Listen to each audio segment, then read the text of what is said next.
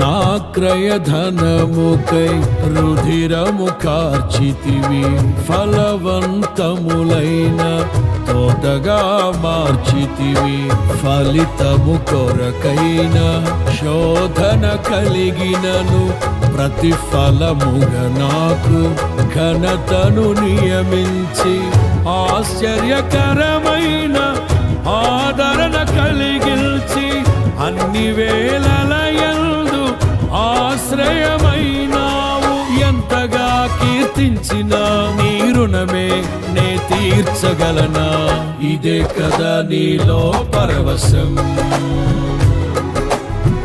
మరువలేని తీయని జ్ఞాపకం. నూతనమైన కృపా, నవనూతనమైన